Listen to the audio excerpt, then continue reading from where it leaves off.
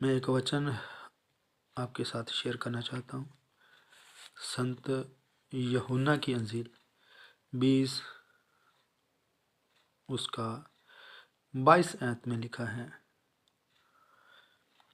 यह कहकर उसने उन पर फूंका और उनसे कहा, पवित्र आत्मा लो।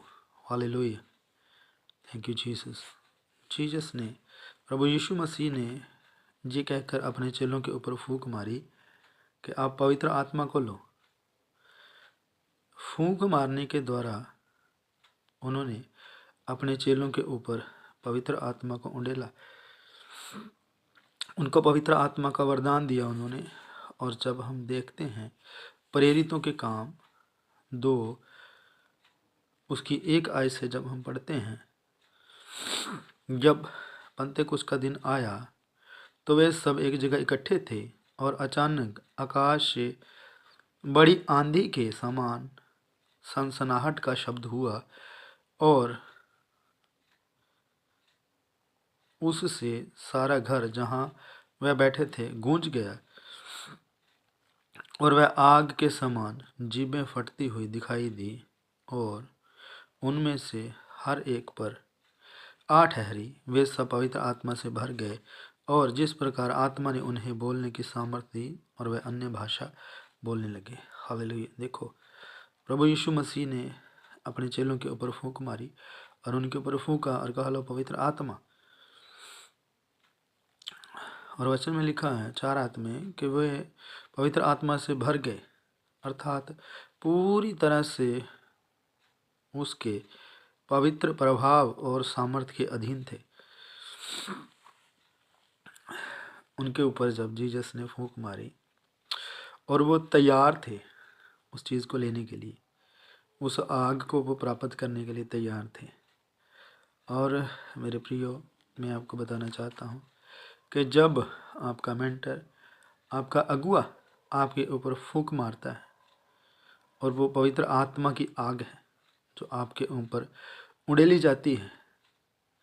और वचन में लिखा है 1 शमूएल 2 उसकी 8 आयत से, वह कंगाल को धूली से उठाता और दरिद्र को घूरे में से निकाल खड़ा करता है ताकि उनको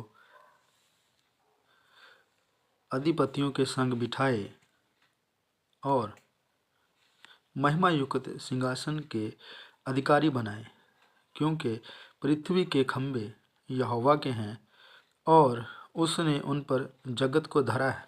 हालेलुया। देखो, वचन में लिखा है कि वह कंगाल को धूली में से उठाता है।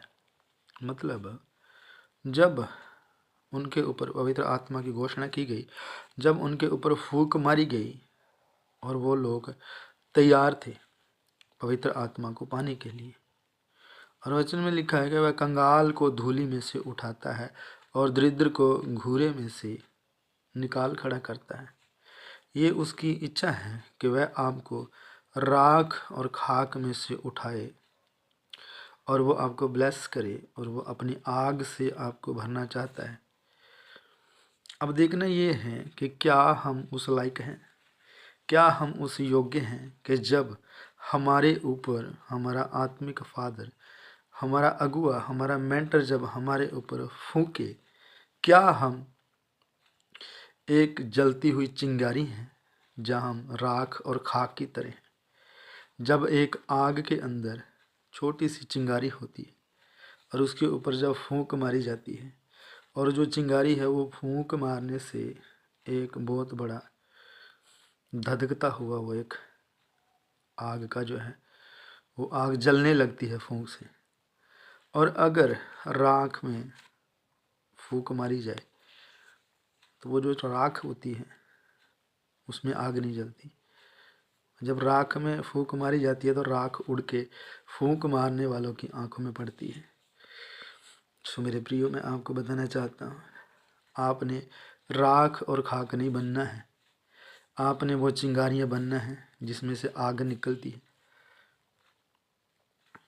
आपको तैयार रहना है जब आपका मेंटर आपके ऊपर ले हैंड करे, जब आपको पवित्र आत्मा की सामर्थ्य के साथ भरना चाहे, तब आप रेडी होना चाहिए उस चीज़ के लिए, पवित्र आत्मा को पाने के लिए, पवित्र आत्मा से भरने के लिए। ये आपके ऊपर डिपेंड करता है। जिसके ऊपर फूंक मारी जा रही है वो क्या चीज़ है? उसका काम है फूंक मारना।